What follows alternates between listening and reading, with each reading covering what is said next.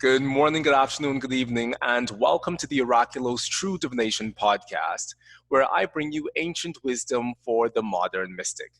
I'm your host, Michael A. Bryan. Today's date is the 21st of February 2020, and the current local time is 5:16 p.m., and I'm recording for you live from Nassau, the Bahamas. Now, for those of you new to the True Divination podcast, this is where I share with you, gentle listener, past client cases from my Horary Astrology files. Now, if you aren't knowing what Horary Astrology is the divinational branch of astrology where we, as astrologers, divine the answer to the question that is most burning within the heart and mind of a person at a particular moment. So, in the same way as your birth chart or your nativity describes the full gamut of the potentialities that you have available to you within this lifetime, the Horary Astrology chart describes the birth, the story, as well as the eventual outcome for whatever purposeful and passionate question you may have within a given moment. So on the Oraculo's True Divination podcast, I share with you my way of working through the landscape of these charts so that you can see the step-by-step processes I take in order to come up with my final answer or my judgment. So on today's episode, we will be going into yet another chart in order for you to see just how that works. Now, if you already like how that sounds, or if you're interested in following the progress of the podcast as I bring you more new and exciting things, and as I bring you more new and exciting guests, please feel free to like and subscribe to my YouTube channel. And there's a button down below, I'm sure. And also, please check out my website at www.tarotdharma.com, and that is TAROTDHARMA.com, to find out more about my Horary Astrology practice, my divinational practice, and how you can also either get a reading or learn how to do this for yourself, because the world definitely needs more good practicing astrologers. And the world definitely needs more Horary Astrology. So without further ado, here is the chart for today. So here's the chart. And as always, I'm running this chart in Via Astrology software because a boy must stick with what a boy knows best. So here's the chart for today. And the question is how to decide in love.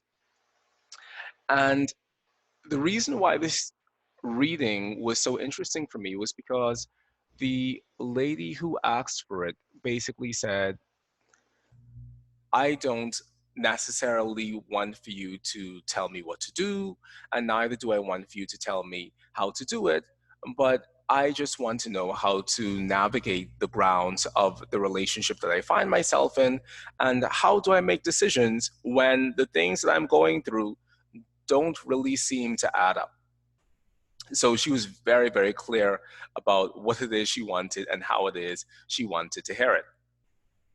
So as always, the first thing that I do is I begin by looking at the sign that's rising, and not just the sign, but also the cusp of the ascendant. And similar to the chart that I brought to you guys last week, this is a 15 Libra chart rising. I'm actually not sure if the chart that I brought you last week was 15 Libra rising, but the chart that I brought you last week was also one of these Via Combusta charts. And roughly speaking, the Via Combusta represents this range of the heavens that represents the death of the luminaries. The luminaries being the sun and the moon, and the Via Combusta being the place where both the sun and the moon have their fall.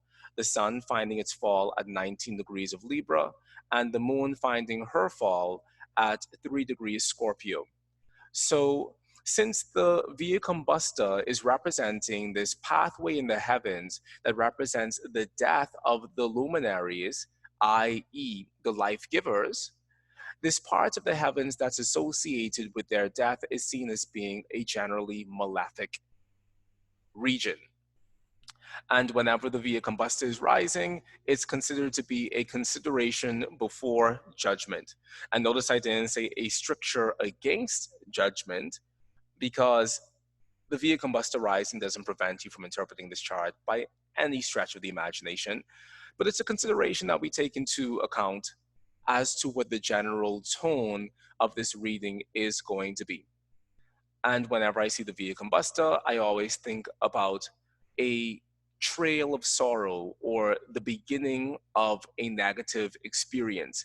And since this is the beginning of the Via Combusta, insofar as this represents the range that we use for it in the 21st century, being 15 Libra to 15 Scorpio, for this person, for the querent, this may represent the beginning of her entering a negative state of affairs. Now, the very next thing that I go to is going to be the ruler of the ascendant, which is Venus down here at 29 degrees Pisces, 6 minutes. Now, I've already seen the fact that we have the moon in fall in the first house, but I'm going to ignore that and I'm going to bring that up later on as I follow my step-by-step sequence of how to move through the body of one of these relationship charts.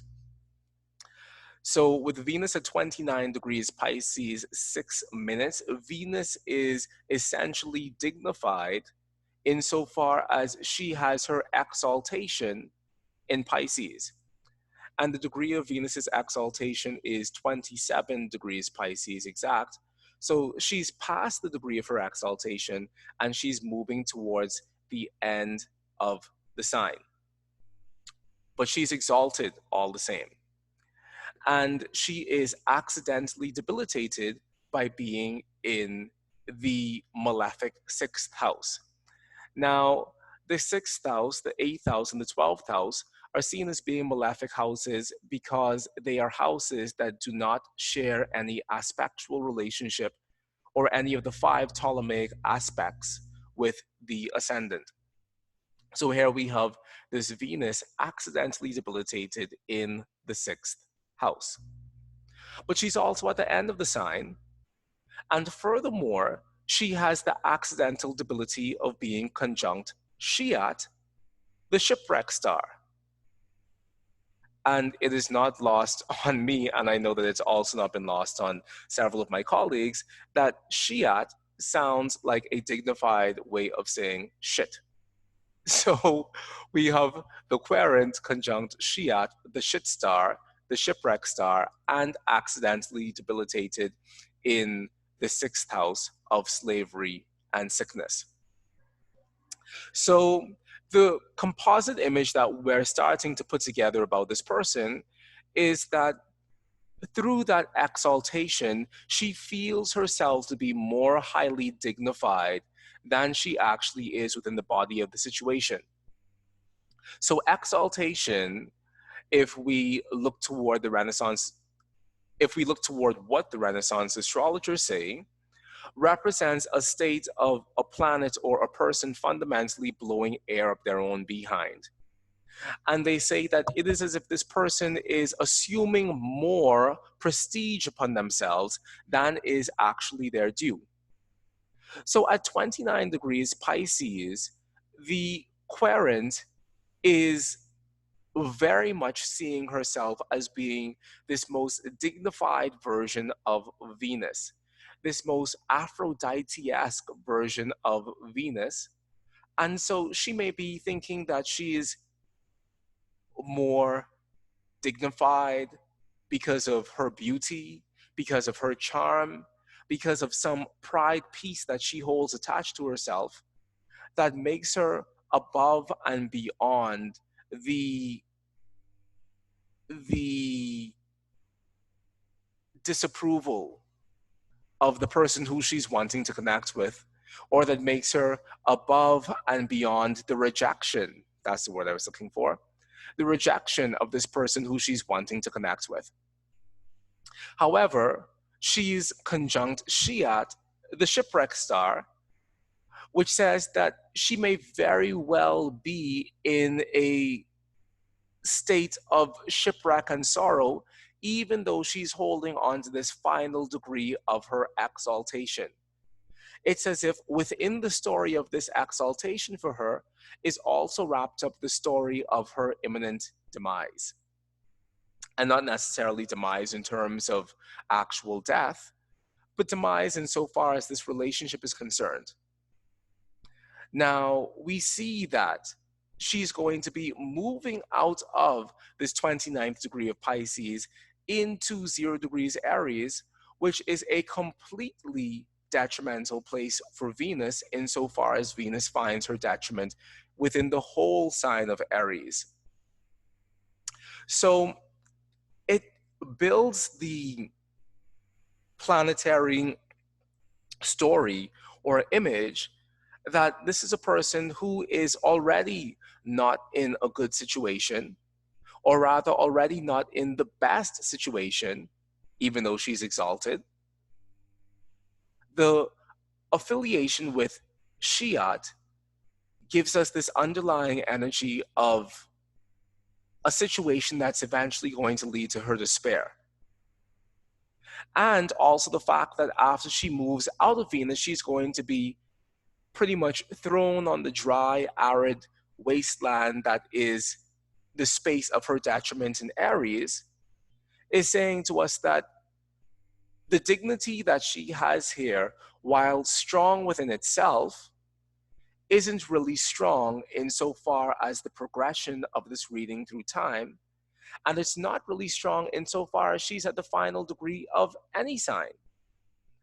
Now, there is an aphorism, and I think that it comes from Bethem Centiloquim, in which she says that a planet within the final degrees of a sign is like a man, or in this case, a woman, about to leave their estate and venture into the unknown. Now, the unknown could be good if the unknown represents a wide open territory for someone that doesn't necessarily have within it the story of that person's detriment attached to it. However, as this Venus moves out of this Pisces and moves into Aries, she most definitely moves within the realm of her own detriment and demise. So far, this isn't a good story being told. And so far, the veneer of her exaltation may only just be good enough to make her not realize the reality of the debility that she either is in already, because she is accidentally debilitated, or the debility that she's about to move into as she moves into the sign of Aries.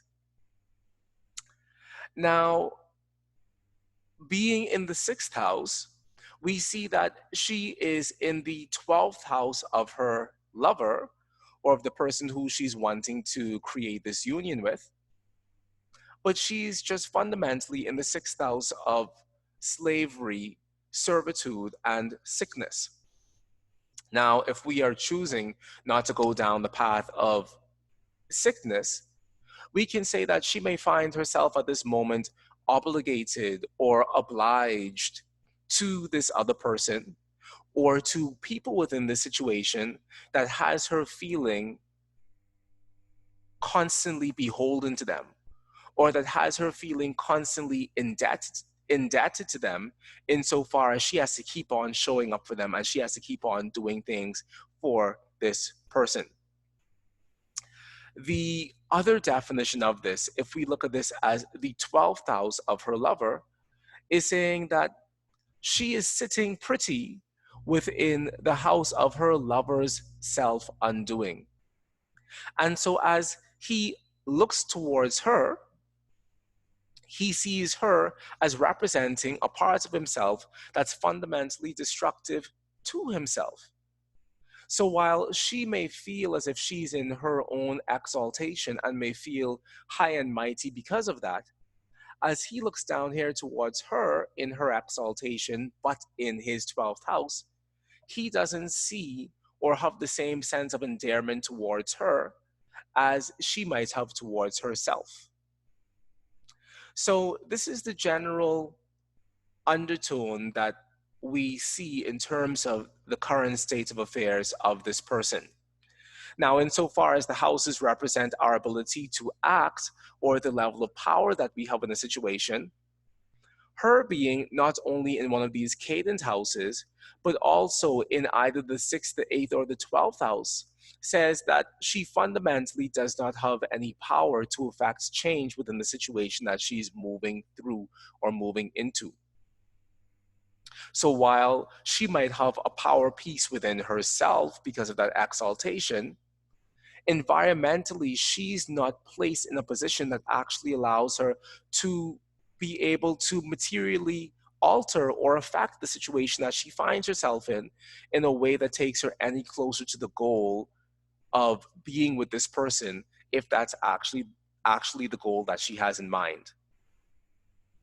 Now, we skip over here towards our quesited, and the quesited is the person who we are asking about, the person or the thing who we're asking about. So we jump over here to the quesited, and we see that he is essentially debilitated Mars at 12 degrees Gemini, 57 minutes. He is peregrine. Now, is he really peregrine? We have to check and see, is this Mars in the sign of his term? And at 12 degrees Gemini, Mars is not in the sign of Mars is not in the division of Gemini of his term, because he rules the final from the 24th degree of Gemini to the 30th degree of Gemini, if I'm not mistaken. And the second check we have to do is to see whether or not this Mars is in his face. These term and face being minor dignities of Mars. And at 12 degrees Gemini is Mars in his face. Mars is most definitely in his face at 12 degrees Gemini, because Mars rules the second face or decan of Gemini, Jupiter ruling the first, Mars ruling the second, and the Sun ruling the final. So here we have a Mars who we could call essentially dignified by being in his face, but I'm really on the fence as to whether or not being in the sign of your face represents any sort of dignity at all. So that's where we find this. Because the ancients say that a planet who is dignified by being in his face is likened to a man who's about to be thrown out of doors, is likened to a person who is on their last gasp with no real hope for survival. So that's the energy that we see surrounding this guy. This guy, at his current state of affairs, is desperate. And he might be desperate because he is in a situation in his life where he finds himself on the fringes of a bad situation, moving even deeper into an even worse situation. So when a person is in that sort of desperation, they don't really have the energy or the potential to invest themselves in any sort of relationship situation that you may be craving for. So he's desperate, she's exalted, and she's in his 12th house. That isn't really the best combination, because insofar as them coming together to have a union is concerned, his mind is on other things that don't necessarily involve her at all. And she herself is sitting here feeling as if he should be the one coming to her, but truthfully, she's the one making the movement, or she's the one upon whom this application really depends. And by application, I mean the application that says whether or not the situation is going to perfect, or whether or not the situation is going to come to a fortuitous outcome for her. So she's Venus, he's Mars, and neither of them are having a relationship to each other. So insofar as aspects are concerned, we check and we see, is there an aspect between them? At 29 degrees Pisces, no, there's not an aspect between them because she would be the one having to make this relationship happen. And she has already passed the aspects that would have occurred between her and him. And furthermore, it would have been an aspect by square. And the aspect relationship by square, if we go back to the work of Guido Bonatti, Bonatti says that a square without reception is like an opposition. And an opposition within the context of these love questions is an aspectual relationship that we probably wouldn't want in any event. Because in the Renaissance, they said that if lovers come together by opposition, it shows much wrangling and jangling between them. And let's face it, who really wants up wrangling and jangling in their relationship in any event? So it doesn't look good. Now, let's start to zoom into some of the more specific details going on within these charts, or rather going on within this chart. And I said these charts because in my mind, I had to stop and think, have I done this reading already? And the answer is no, but I remember that this reading was given around the same time as the first reading that I presented to you guys last week. And so the sky was pretty much the same, and the sky was pretty much telling the same sort of story. But I dare say that this story is a little bit more malefic than the story before, because the moon here, whereas she was peregrine in the last reading, she's most definitely in her fall in this reading. So going more deeply into the details that this chart is giving us, we see that Uranus is once again making its premiere here in the 7th house. And as I brought you last week from the book, The Astrologian's Guide to Horary Astrology by Rupertus Stella, Rupertus says that if Uranus is showing up in the 7th house, in a question having to do with love, it brings everything other than happiness in love, and it causes the sure end of the relationship in the weirdest and the strangest of ways. So here we see Uranus in the 7th again, which is once again, or which may once again be magnetizing to the house of this woman's relationship, uncomfortable shifts and changes and an uncomfortable level of shocking excitement that may not necessarily bode well if it's stability that she's looking for. However, that Uranus only tells us a story that's already been told by virtue of the other planetary relationships that we see in this chart. Now, that's the Uranus piece. Now, although I typically would wrap up the conclusion based on what the main significators are saying about each other or are saying to each other, this is a Libra rising chart. And whenever we see Libra or Aries rising in one of these daytime charts, in the back of our mind, we can't help but think, what do the Almuten rulers say? And in a nutshell, the Almuten ruler of a sign is pretty much the sign, or rather pretty much, pardon me, the planet that's having the most amount of dignity in a sign, even more so than its own planetary domicile ruler. So in the daytime, Saturn is having more dignity in Libra than Venus. So we would look at Saturn as the Almuten ruler of the ascendant. And in the daytime, the sun is having more dignity in Aries than Mars. So we would look at the sun as the Almuten ruler for the seventh house. So in a sense, we could call these the co-rulers. Now, once again, I would pretty much seal the deal based on what's being said by the main significators, but let's take a look at the Almuten rulers just to see what's going on. So here we have Saturn at 20 degrees, Capricorn 26 minutes. So it's an essentially dignified Saturn by being in the sign of its domicile.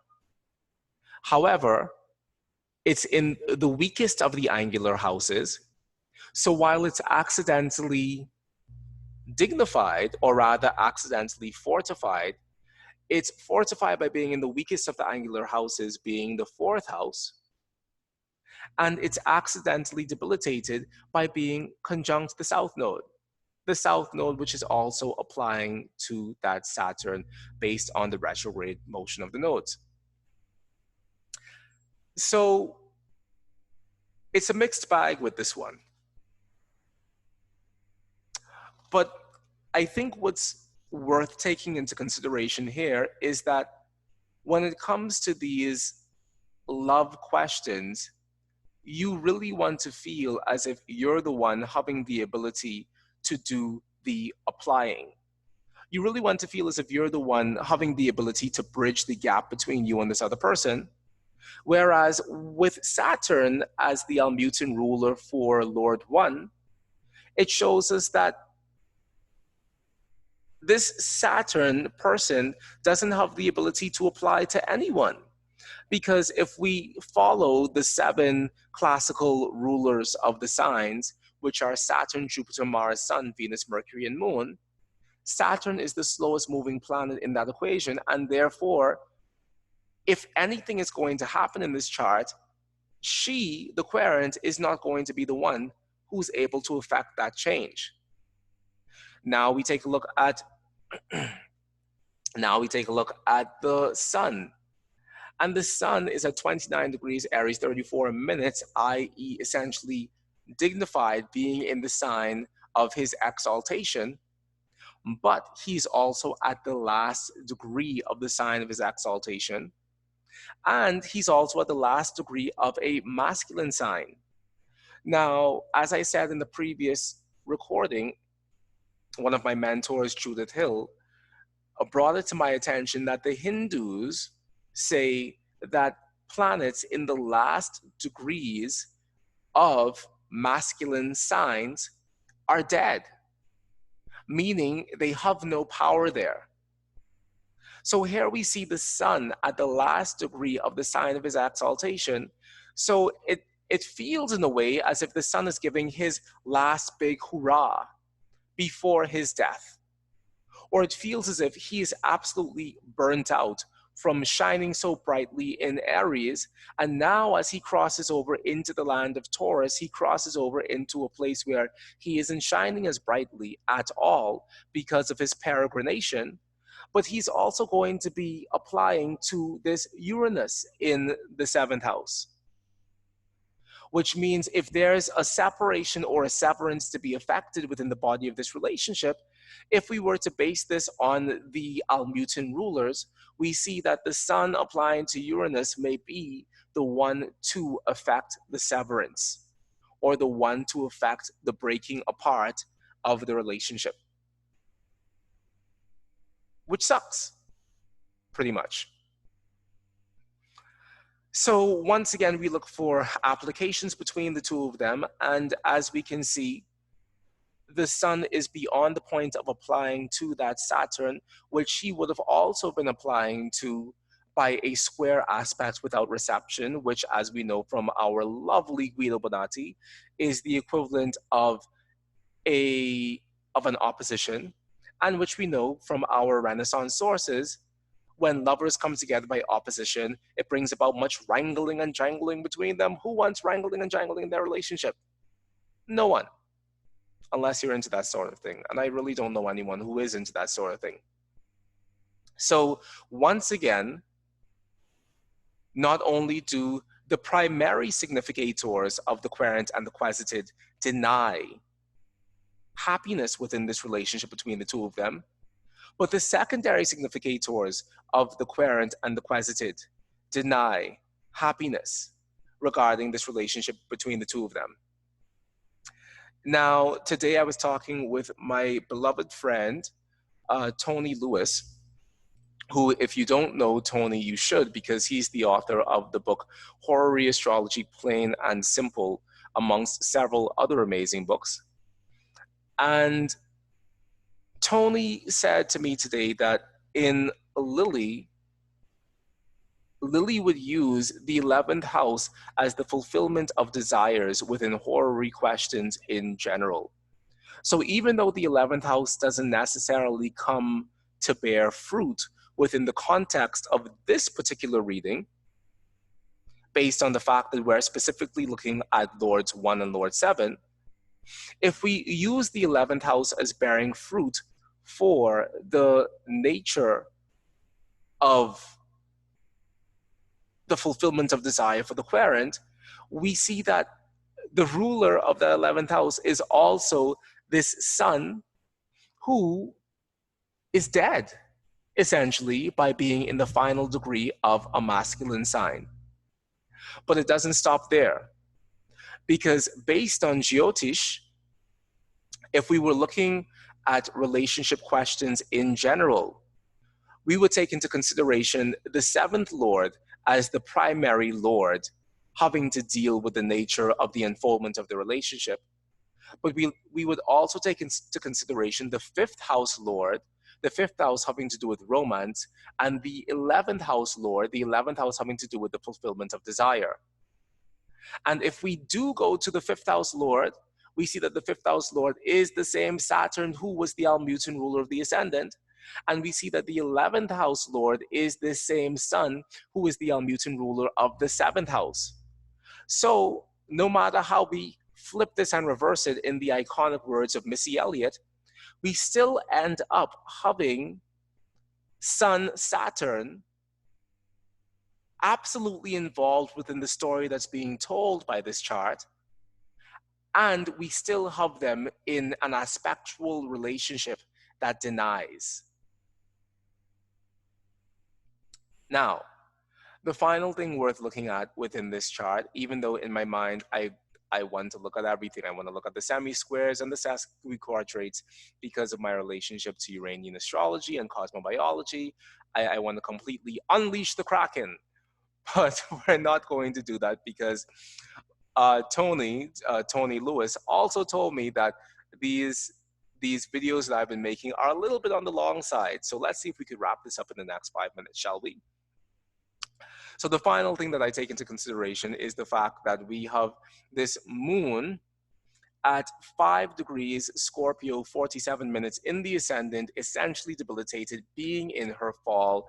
Never could there be a worst moon, right? In terms of the horary chart. And what I found is that when we have the moon in Scorpio in horary charts, it oftentimes says that there's a very intense passion piece for the person. And that very intense passion piece may be clouding their judgment. And I know this personally because of my own horary charts in which the moon has shown up in Scorpio. And maybe I will show you guys those charts one day, but I'm still feeling a bit raw about them.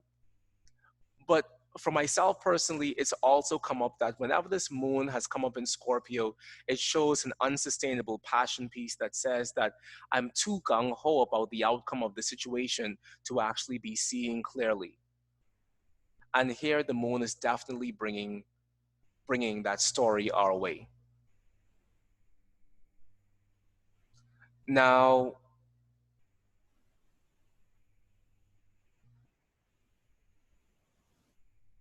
the final thing I want to talk about is the fact that this moon has just, well, not just, but within 3 fixed,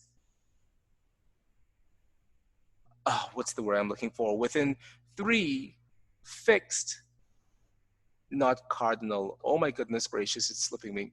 Within 3 fixed angular time units, this moon separated from its exact opposition to this Uranus. So we think, what does 3 fixed angular time units look like? So we have fixed, which brings about the slowest length of time, and we have angular, which in relation to the fixed signs can denote months. So with this moon separating from this Uranus within the span of 3 months, what we can say is that 3 months ago, there may have been a major determining factor within the situation between this lady and her lover that served to catapult them in the direction of the breakage of this relationship. So she might be asking the question that she's asking when in fact the answer to this question was already perfected 3 months ago when that moon was with that Uranus. Now, the exalted piece of our querent may feel very ill at ease with the current state of affairs within this relationship, because here we have the planet that represents the fulfillment of her desires setting, and we have this very emotional, intensively passionate, impractical moon that's rising. So it says that at this moment within the situation, she may find herself in a state of affairs where the fulfillment of her desires is moving into the underworld as that sun sinks below the horizon. And this part of herself that she may not necessarily want the world to see because it is ill-dignified and it's in its fall and it's acting in a way that is crude and erratic and destructive, is rising. So perhaps it is that our querent is having to look at this situation not so much in terms of the relationship itself, because if we use this chart as a judgment for the relationship, it's not necessarily saying anything about your decision in love. It's saying that you have to come to the realization that the perfection of this love has already passed. And what you lived with, or rather what you're left with, is the husk of a relationship that you might have been living with over the course of the past 3 months, based on that moon Uranus relationship. So what you, querent, are having to decide at this moment isn't how to perfect this relationship further, because there is no relationship there to be perfected. What you're having to decide is how you're going to move forward with the version of you that remains. After you come down to earth in the way that you were bound to come down to earth when this Venus moves into Aries, what is it you're going to take from this situation that allows you to actually move on with your life? And that allows you to really see the desolate wasteland that this relationship has left you upon, and make productive and growth-oriented decisions to put yourself back together again, even in the light of all that you've lost. So my final judgment for this reading is there isn't a decision to be made in this love. The relationship has passed. Now you need to come down off of the pedestal of your exaltation and figure out what you're going to do about it. And that is that. So everyone, according to my stopwatch, that took 37 minutes and 17 seconds, and I am so proud because brevity is definitely not my strong suit. But I'm going to continue using my stopwatch when I make these videos to make sure that what I bring to you is concise, it's tight, and it's exactly as much information as needs to be in it for not only me to get to the point, but also for us to get to the point as we delve deeper into these horary charts. So I want to thank you guys for tuning in once again to the Oraculo's True Divination podcast. This is truly a labor of love, and I'm doing it because I love it and I love Horary Astrology. And I love the thought of being able to bring a different perspective of Horary Astrology to you guys. I have studied Vedic astrology and Uranian astrology and cosmobiology and classical astrology and modern astrology. And I've studied these different branches of astrology that I feel all allow the interpretations that I bring to these horary charts to be a little bit more nuanced than just saying yes or no to a person. And so I hope that that's the experience that you're having as you go through these podcasts with me. And I do hope that you like and subscribe to my YouTube channel so that we can keep this magical work up together. I want to send a special shout out to my wonderful friend, Anthony Lewis, for the pointers that you gave me. One of which was that my mic was too close to my face, and that in the other reading that I did, my mic was blocking my face, and it looked like there was, like, I don't know, a fly that was floating around. So thanks, Tony. I moved it over to the side, but every time I turn my head, like, it feels like there's, like, I'm the Grim Reaper, and that's my sight. Anywho, so thanks a billion, Tony, for that insight. I love you dearly.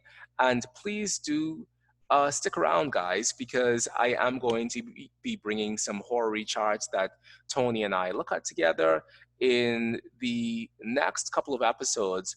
And we have some amazing techniques that we're going to apply to those charts.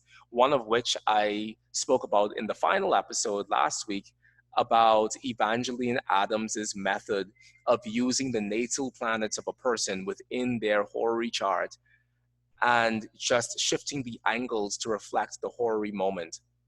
Tony and I have been doing some work with that, and it's absolutely fascinating, the things that we've discovered and the correlations that are made when we actually apply that technique. And there's also the 12th part technique that we played around with on a chart just today, and it was also fascinating beyond measure. So I can't wait to bring that stuff to you guys, and I can't wait to just bring more horary and divination goodness to you right here on the Oraculo's True Divination podcast. As always, like, subscribe, share, and if you are a horary astrologer and want to jump in on the podcast in 1 or 2 episodes with me, please feel free to shoot me a message.